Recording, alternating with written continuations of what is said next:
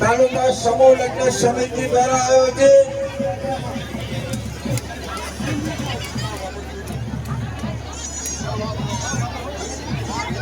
વાવ બાબર સુઈગામ ત્રણેય તાલુકા સમૂહ લગ્ન સમિતિ દ્વારા આજે 32 દીકરીઓનો સમૂહ લગ્નનું આયોજન કરવામાં આવ્યું છે ત્યારે હું સમૂહ લગ્ન સમિતિને અભિનંદન આપું છું. સવિશેષ દાનવીર દાતાઓને લાખ લાખ અભિનંદન આપું છું. આજે સમૂહ લગ્ન થઈ રહ્યા છે, સમાજની દીકરીઓના પીળા હાથ થઈ રહ્યા છે ત્યારે વાવ ભાભરના ધારાસભ્ય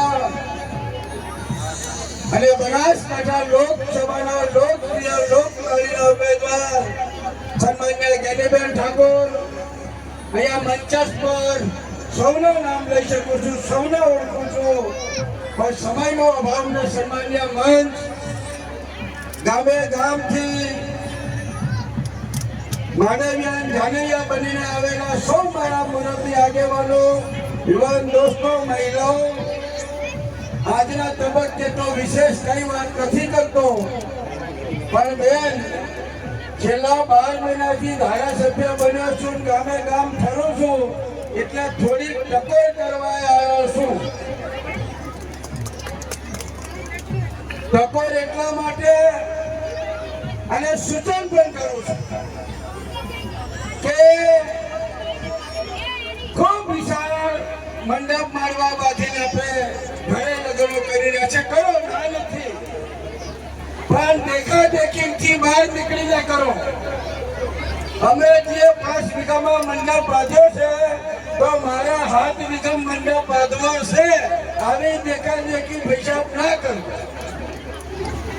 હું ઘણી જગ્યાએ લગ્નોમાં જાઉં છું ત્યારે આજે અહીંયા હું આવ્યો અને જે ધણીના ઘરે મેવા છે ત્યારે નોતરું આપે, કંકોત્રી આપે, પણ ક્યાંક સાધનો પાર કરવામાં આપણે સૌથી મોટી ભૂલ કરી રહ્યા છીએ કે ધણીને આવનાર માણસને અગવડ ન પડે એટલા માટે એ ધણીએ ક્યાંક વીઘામાં કરતા વીઘામાં પાર્કિંગ રાખ્યું છે, ત્યાં પાર્કિંગ આપણે કરતા નથી. હું ગામે ગામ ફરું છું, અહીંયા મારા યુવાન દોસ્તોને ખાસ વિનંતી કરવા આવ્યો છું કે 4-4 સવારી ઉપર બાઇક ઉપર આપણે નીકળ્યા છે, 4-4 સવારી માટે જેણે 3 જણા બેઠા હોય, સરાવનારો બેઠો હોય અને મોરા 5 થી 100 વર્ષનું બાળક બેઠું હોય, પૈસા વિચાર તો કરો. એ ઢેકોનો જો ખાલી ટાયરમાં આવે ને તો શું પરિસ્થિતિ તમારી પરિવારની. સૌથી વધુ જો કોઈ રોડ ઉપર બનાવો બનતો હોય, એમાં સૌથી વધુ જો નુકસાન થતું હોય તો મારી સમગ્ર ઠાકોર સમાજને થઈ રહ્યું છે. હું વિનંતી કરું છું યુવાન દોસ્તોને પણ, પ્રમુખ સાહેબ નેડિયાની અંદર બાઈક હેડે છે ભેમાથી અને સામેથી ગાડી આવે છે, એ ખબર નથી પડતી કે આ નેડિયો છે.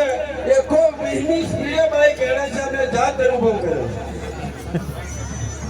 તમારા ઘરે તમારી જરૂર છે, તમારા પરિવારને તમારી જરૂર છે.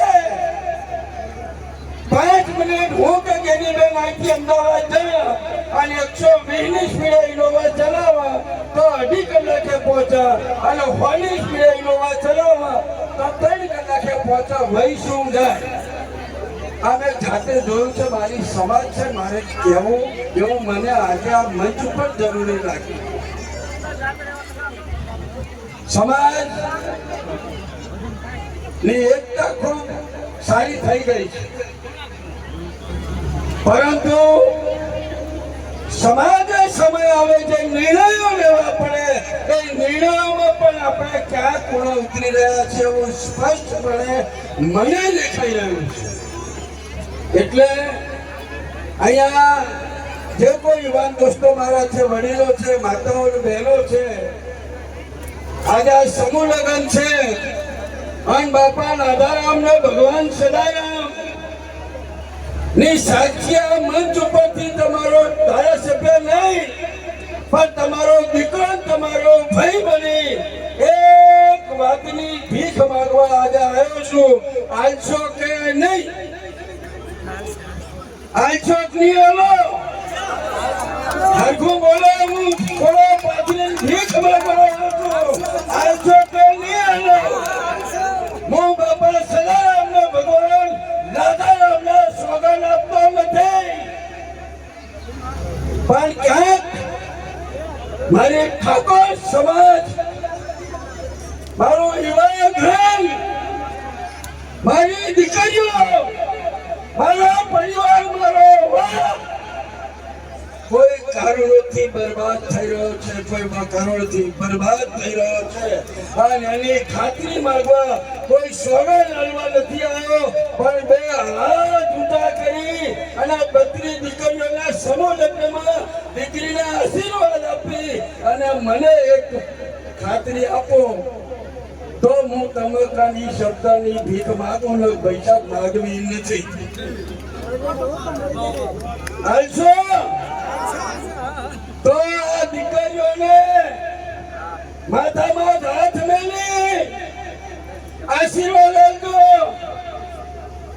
કે બેટા તો હર જોગણી બાબર વીર મારો સદારામ, મારો રાધારામ, તારું જીવન સુખ સમય ને સમૃદ્ધિ તરફ આગળ વધતું રહે. તું તારો પરિવાર ઉત્તમ પ્રગતિ કરો એવા આશીર્વાદ આપજો. અને એક વાત કરું છું કે આજથી આશીર્વાદ આલી અને કાંઈ નાના મોટું વ્યસન હોય તો એ માથે હાથ મેલી આવજો.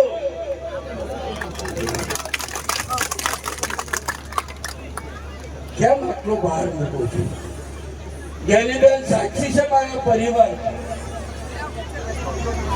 અહીંયા ઘણા આગેવાનો સાક્ષી છે મારા પરિવારમાં. મેં વ્યસનના ખપ્પરમાં હોમાતા મારા પરિવારના સભ્યો ગુમાયા છે. એ વ્યસનમાં હોમાતા મેં લાખો પરિવાર આર્થિક રીતે બરબાદ થતા જોયા છે. એ વ્યસનમાં હોમાતા ક્યાંક લાચાર મા બાપના આંખમાં આહું જોયા છે, ક્યાંક લાચાર મા બાપના આંખમાં આહું જોયા છે.